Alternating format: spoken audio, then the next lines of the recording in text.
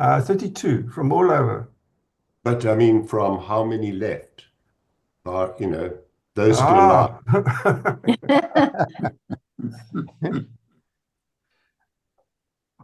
So, John, to answer your question, there are 118 survivors. Okay, pretty good. 18. Where did you get that figure, Jake? Hi, guys. Well, in a moment, you're going to show the list of the people who've died. And if you subtract that from 146, you get 118. Yo, that is a quick arithmetic. Hmm. Okay, I'm just admitting everybody. So the next part, while people are waiting to come in, is a little bit of a somber part. I'd like to ask Mike, who's going to pay a tribute to Dave Thompson, who passed away recently. And he's wanting to talk in the first half of the second break. So, Mike, are you here? There you go. Yes, sir. Can you hear me? Yeah, I can hear you. Loud and clear. Yeah, just wait a few more minutes because I see there are more people coming in. Okay. So I'm going to admit them. And Barbara, Mike Watson's going to be. Irv, yeah, can you ask people to mute their microphones while Mike is talking? Because you get a hell of a lot of background feed of other people just talking in the background. I think okay, it'd you can do be nice that. if everyone can mute once Mike starts to talk.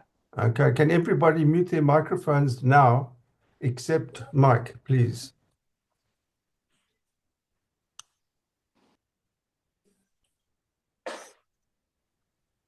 Okay. Should I start, Irv? I think you can start, Mike. I just want to put a picture up on this while you're talking. So you can go ahead and start your talk. And can you see the pictures? No, I can't yet. Okay. I think you can start talking and I'll find the pictures. All right. Dave Thompson settled into Smutsville in 1967, along with Pete Reinders, Pinky Clarkson, Dixie Dean, and myself, prompting an enduring friendship throughout our student years. He loved and excelled in sport, representing UCT at rugby, cricket, and hockey, but also enjoyed an equal interest in birding and canoeing. At the end of our second year, he canoed the length of the Orange River, which was 1,600 kilometers from Elwell northwestward, with two other mates. He continued to pursue canoeing as his prime physical challenge for the remainder of his active years. He was a great organizer, arranging trips to the Okavango swamps during our third year, and led the charge to the Charles Johnson Memorial Hospital in Rutu in Zululand at the end of our fifth year. There we enjoyed the inspirational oversight of Anthony and Maggie Barker, exposing us to rural medicine and tropical disease through the interpretation of very articulate Zulu nursing staff. Dave did his intern year at Edendale Hospital, where he developed an interest in orthopedics, and he completed his FRCS in Glasgow in 1978. Although he joined his brother in a 4-person private practice in Pietermaritzburg, he retained an active interest in teaching and became head of the Department of Pediatric Orthopedics. In his eulogy by a consultant who was impressed by Dave's cautious surgical approach, he reminded colleagues, only consider operating on children with musculoskeletal anomalies if you know you can make a difference. He was highly regarded in the whole department. It was during his lecturing years that he noticed that he couldn't project his voice effectively, and he was diagnosed as having Barber-type motor neuron disease. His indomitable spirit enabled him to enjoy his retirement on a bit of land near Howick, close to the animals and bird life that he loved so much. We remained in voice contact until his speech became difficult, and then he and I resorted to messaging each other. Dave never went to hospital. He was cared for beautifully by his wife, Jo, in whose arms he ultimately died on the 3rd of July this year. We were privileged to enjoy a Smuts Hall reunion 10 years ago, hosted in Prince Albert by Pete and Megan Randers, and we slipped very comfortably into an appreciation of our past with vivid recall of those lovely carefree years. Rest softly, Dave, a man for all seasons and forever a gentleman. Now, when I heard that Pete Randers wasn't going to log into this meeting, I just sent him a copy of my tribute that I intended to give to Dave. And in true laconic style, Pete, who always had a soft spot for a good Western, said that once I reminded him that he and I were the only ones left of our initial crew who arrived at Smuts Hall, he said a lovely line from a Western he remembered is that people like you and me don't get to ride off into the sunset, but we do stay around to see the stars. And I think all of us at this meeting were born under the lucky stars, and let's be joyful of the fact that we're here to be kind to each other. Thank you for your time, Ev. Thank you very much, Mike. So everybody can unmute themselves now. We've got another slideshow to show you.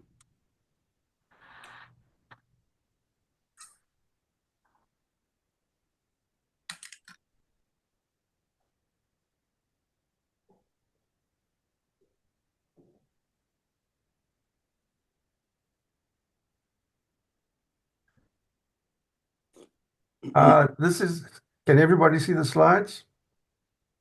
Yeah. Okay. Yep. So I'm going to throw it open to the meeting. Can you recognize yourselves? I was taking a photograph. I'm not there, though, I don't think. Where was I? Was I there, Rodney? I don't remember you there, Jeff. Of course you were there, Dworth. Of course you were there. You were taking the photograph. Yes, I say I was. I was a volunteer photographer, sucker. Okay, cool. Jake, you could read out who I don't think he was there. I don't think he was there. That was Wasn't there, no. No, that was in Leeds. So he didn't make it. He made it to the London ones, but not to Leeds. Mr. Tyrrell, yes, I recognize him. Okay. Johnny May, he still looks the same. Oh, Johnny May. Oh, yeah. He did. Are you going backwards? Andrew's knee. Hmm? He did arthroscopy on Andrew's knee. Michael. I bet nobody can tell who this pictures are. Yes. Yeah. Bernie, I think you must tell us. Well, on the left is Keith Ott. Yes. I'm in the center, and Ivor Hill is on the right. Is that Bernie plus? Is that Bernie there? And you'll see that Ivor has actually disconnected the head of his stethoscope, which he's holding firmly to his right chest. That's Bernie. That's a wonderful picture. That was after one of those, it was called the Belson Beer Race. It's one of these insane things we used to do. Who's this? No, it's not. I don't know who that is. We got this picture. I can't identify the person. Is that Mike Burkett? Yeah. Yes. I never knew these people were.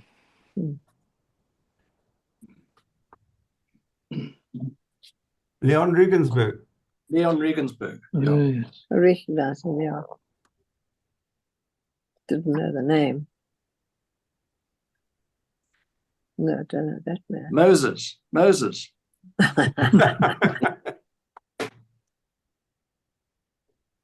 Kerry Ellerton. Yes. Well, that's Kerry Ellerton, okay. Yes, right out of the Old Testament. No. Oh, lovely. Jake, Alistair, Bernie. Committee. The organisers. Congratulations, Yes. chaps. Thank you, guys. Indeed, Thank you. absolutely. Thank you. Thank you. Jeff, you sent in very small pictures. I'm sorry, that's the best we could do. That was in a Fado restaurant in Porto in Portugal a few weeks ago. Okay. We listened to the sad music of the Portuguese, but it was quite a nice restaurant. I thought the paneling at the back reminded me of Groot Skeer. Okay. Was this in Portugal as well? No, Alistair got these. This is a sunny day in Komaki. Yeah. I didn't send that, did I? Lovely. Or Alistair sent it? It's not. Any guesses? Rue Brown. Brown. Yes. Rib Schnoop. Another one, Jeff, that was too small. That was coming out of a shop in a Porto, but very unfocused. My new jacket that I'm wearing there. Okay. John, tell us about this picture. Okay, so I went in June this year to visit Mike Heim, who you can see in the center there. I was kind of, he was my best friend, I think, in medical school. We played a lot of bridge together in the union.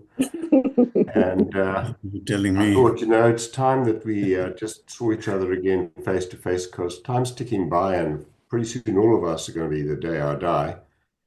So I went to visit him, and just after I arrived, he took me to meet up with Sammy Schreerer there on the right. Okay. And Sammy and Mike and I went to this rather desert-like little restaurant. Israel's pretty much desert or scrub land, and these sort of very sandy-colored buildings. So this was a little spot of green. I think it was AstroTurf, in fact. But we had a nice meal of fish and chips and beer, except for Sammy. And that's the story of this picture. Lovely. Thank you, John. Bernie, you could tell this picture. Well, Let's tell the audience that Jen and I moved into a new house. We decided not to scale down, but we scaled up, and this is our dining room.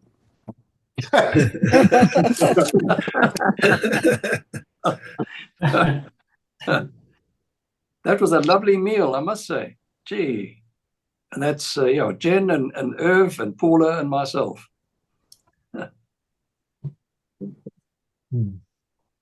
Jenny, are you here?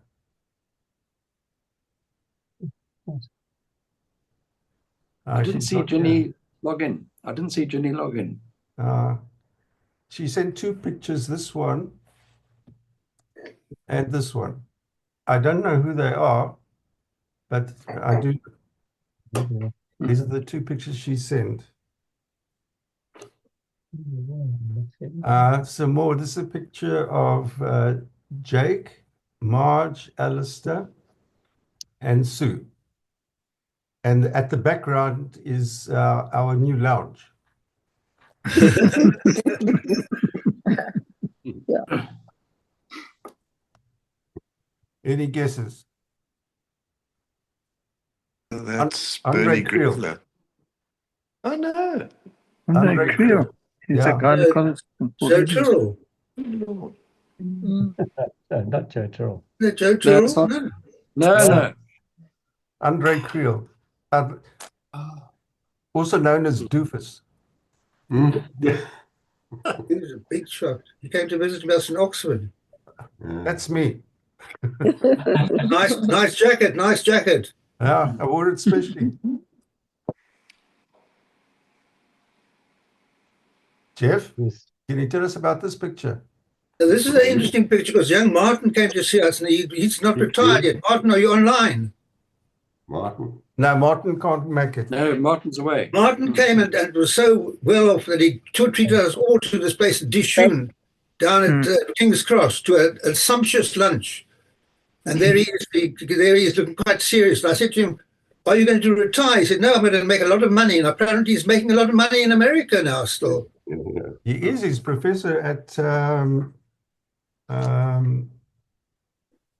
He's at Vanderbilt. At Ivy League University in Vanderbilt, Tennessee. yeah.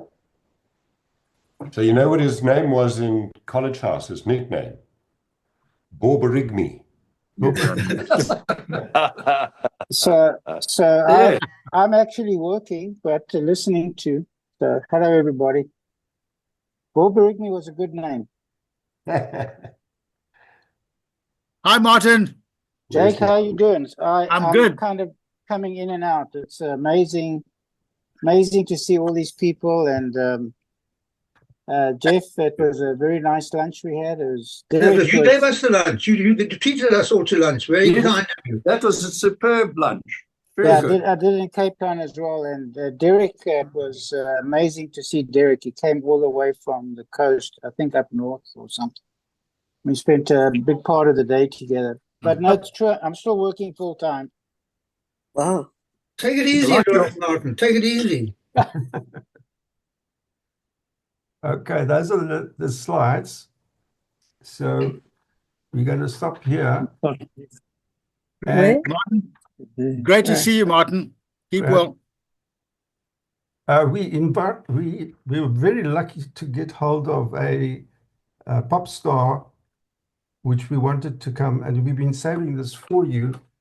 So just bear with me because I've got to get him online, and so that he can sing for us, which is going to be really great. So just hold on. We got to pay him. You got to pay him royalties. I've got to say what? You got to pay him royalties if you broadcast it. Oh yes, absolutely. So I've got to get this started. So just, it's a recording and there's a lot of work. Evening, I should have done music, I think. I think I went the wrong way with medicine. But I'm in Cape Town from the 14th of February to the 14th of March. And anyone who's around, I'm sitting at the Peninsula Hotel in Sea Point. And I'd love to see some of you. Well, I'm gonna let Peter Tureen know.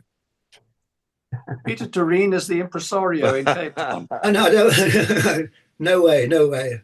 I'm not bringing my ukulele. Who is this? Okay. Who is that? Yes. Talented.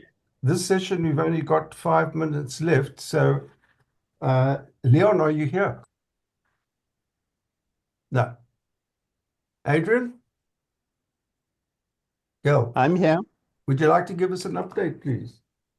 I'm still here. Is there anything more to say? I'm still in San Francisco. Our kids are still up in Vancouver Island. And so we frequently visit up there, which gives me a chance to catch up with Richard Stern, John Penman, Lee Napier, and hopefully in the summer, the Etherstones will join us as well. They're up island. And maybe Ronnie Shapiro from Seattle will come over and join us. I'm no longer clinically active, but I'm full-time occupied doing volunteer stuff for World Health Organization, a couple of other global surgery entities that I'm on the board of, and still publishing 3 or 4 manuscripts a year. So chugging along, unlike Martin, not making a bundle of money, mainly spending it, but still having fun. Okay, thank you, Adrian. Go well. Morris Malone, are you here? No. Mike Burkett? No. Jeff? Basil? I've said my bit. I've said enough. You said enough? Are you sure? No, because that's all I've got to say, nothing more. Okay. I think my past, I told you my future, but my past was Well, My past was Cape Town, Pendennis Castle, Oxford. From Oxford, I went to university. I went to the Gambia 5 or 6 years, came back to London, went off to Boston, America, came back to London and then Oxford. From Oxford, went to Kenya and worked for a year and a half there, came back to Oxford, went from Oxford to London, and I'm still here, which is I'm very grateful for. And lovely to see all you guys together tonight. And guys and dolls. Jeff, when are you coming to Cape Town? Sure. Valentine's Day, to see you, Irvin. Yeah, I know. Do you want me to take you around again to give a lecture at medical school? No, we can talk about that later. Be very nice. Hello, Adrian. Nice talk. Hi, Jeffrey. Always good to hear you. And next time I'm in London, as before, we'll get together. Okay. Is Jeff Mom Brown here? Yeah. Hi, Jeff. The floor is yours. More Did brown. you want I don't remember. No. Chris Maraspini? No, she's not. Jamie Miller? You here, Jamie? No. He was on, but he didn't have any picture or anything. Okay. Bernie, your chance. Bernie Price. Oh, thanks, Irv. Hello, everybody. Greetings from Cape Town. My wife, Paula, said as she went out to Uncle Paul's Christmas party with our 5 grandchildren, please have a shave, a shower, and change from the T-shirt you've been wearing for the last 4 days. I retired from 40 years of plastic surgery in February, and it's taken a while to adjust to actually doing nothing. It's actually a great adjustment and a great pleasure. When I say doing nothing, I'm not doing nothing. It's given me a chance to catch up with all the things that I wanted to do while I was working, making knives, cooking, enjoying Cape Town, the most wonderful city in the world.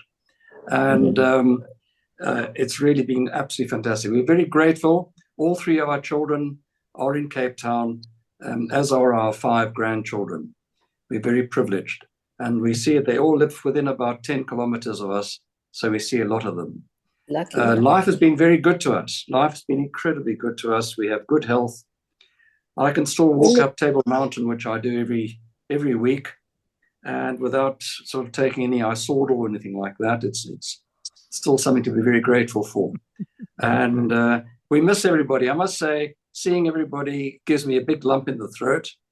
And it's actually so great. Irv has been absolutely wonderful in organizing the technology that enables us to communicate and organizing the meetings and things like that. Very grateful.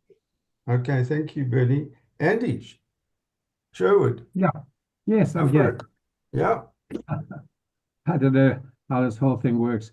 I'm just as healthy as ever, playing a lot of golf, playing a lot of bridge, doing a lot of birding. But my biggest interest at the moment is looking after UCT and Stellenbosch and Red Cross Children's Hospital in philanthropy. And to all my Jewish friends on this computer tonight, we have just unfortunately stopped providing monies to UCT because the Senate has passed 2 very anti-Semitic positions affecting academic freedom. If you guys all remember your youth when they had that black professor of anthropology was refused by the nationalist government when we all went to the cathedral and down Adderley Street. Well, we're almost back to the same situation again now. So we are waiting UCT's response to withdrawing funding for postgraduate research, which comes to many tens of millions of rands. So that's my interest at the moment. Well done. The professor was Archie Mafeji, remember? That's right. Yeah. It was Thanks, quite an Andy. exhilarating time. Thank you. Janet, you want to say something?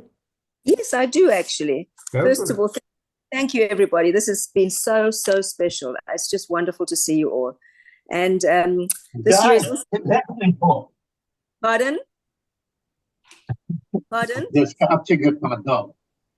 Can you hear me? Yeah, we can hear you. Go for it. Yes, okay. Okay. So this year is also a very, very special year for me and Mervyn, as we just in May we celebrated our 55th wedding anniversary, and we also have one granddaughter who's graduating from college this year and going to medical school, and we have another 2 granddaughters who also want to go to medical school. So obviously we've sort of impressed them somewhat. We live in a very special place here in Santa Cruz. It's like living in a bubble. I'm retired. I do a lot of walking, and I see a lot of you are doing birding. I'm a big birder too. And we live very close to the ocean. I can show you a picture, but it's not nearly as beautiful as Table Mountain. But Mervyn and I live very close. I don't know if you can see that. We live very close to the ocean. So it's just a walk down the road. And also, we're coming to Cape Town in March. I'm going to visit my sisters. My one sister lives in Cork Bay, where we'll spend most of our time. And then I have another sister who lives near Sandby, so we'll spend in time there. And then I've got also relatives who live in Wynberg. And then, and so we'll be staying in Sandby, close to Homarus and Cork Bay. So I hope to see some of you there. And anybody wants to go hiking with Mervyn and I, please contact me. Thank you so much. Please log out and log in again, please, guys. Okay, sorry, I went over my time. Thank you, guys. Thank you. Thank you, Janet. Okay.